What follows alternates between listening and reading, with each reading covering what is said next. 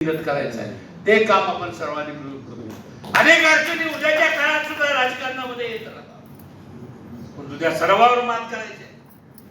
आता काय होणार आहे माहिती नाही युतीचं, पण आपण मात्र स्वबळावर निवडणूक लढवायची अशा जिद्दीनं, अशा ताकदीनं, अशा तयारीनं आतापासून सगळ्या निवडणुकीमध्ये उतरण्याची गरज आहे. ज्या ज्या वेळेला नेते आपल्याला आदेश देतील त्या त्या वेळेला तो आदेश आपण पाळून पुढे जाऊया, त्यांच्या आदेशाच्या बाहेर नाही. कृपा करून मी काल गेलो दुसऱ्या पक्षात विधानसभा लढवली म्हणजे मी कुठेतरी त्यांना सोडून गेलो असं नाही, त्यांच्या कन्सेंटनच मी गेलो.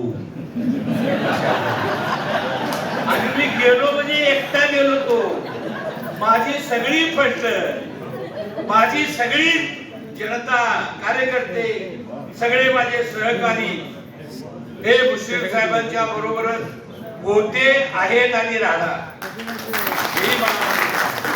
माझी ताकद आहे. मी असं म्हणत नाही, मला अपयश आलं असलं मी कधी खचून जात नाही.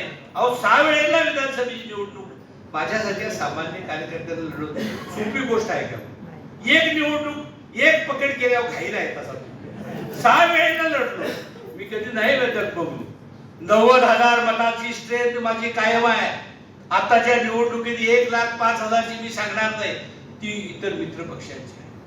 पण 90,000चा गठ्ठा हा अजितदादा पवार, हसन मुश्रीफ साहेब, केपी पाटलांचा राधानगरी, बुदरगड आणि आजऱ्यामध्ये अव्याहतपणे आहे. तसा आहे. त्याला ताकद देण्याची, शक्ती देण्याची, पुढे वाढवण्याची जबाबदारी निश्चितपणे माझी आहे.